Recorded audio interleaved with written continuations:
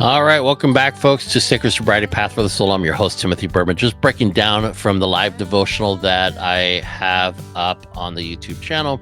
You can go and check out the full devotional, and do me a favor, hit that like, share this message, and subscribe for more devotional content. We're walking through the book of Job, and the series of this devotional is Redemption's Path.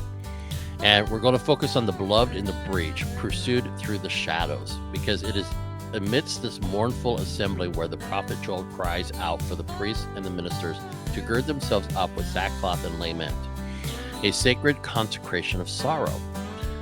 Gird yourselves with sackcloth and lament, O priests. Wail, O ministers of the altar. Come and spend the night in sackcloth, O ministers of my God, for the grain offering and the drink offering are withheld from the house of your God.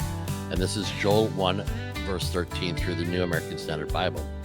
The swarm of locusts that came in and devoured up our inheritance that we see and we read in the parable of the prodigal son in Luke 15, 11 through 32 left us wanting, begging, and realizing what we had forsaken.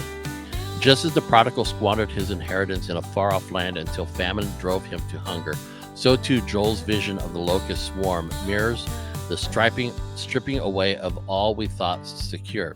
The son, once clothed in pride and self-sufficiency, found himself clothed instead in shame and desperation, longing even for the pods of the swine. It is in that destitution, when the swarm has consumed every last remnant, that the awakening comes. But when he came to himself, Luke 15, verse 17, the famine of the land became the famine of his soul, and in that emptiness he remembered the abundance of his father's house.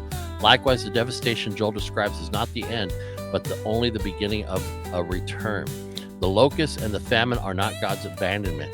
It is his severe, tender mercies pressing us to remember where true provision lies. And here's the breach where grace meets us. The father who runs, the prodigal rehearsed his confession, prepared to beg for servant's bread, but the father clothed him with robe and ring, restoring sonship in the very place of ruin. Joe's lament and the prodigal's return converge in this truth.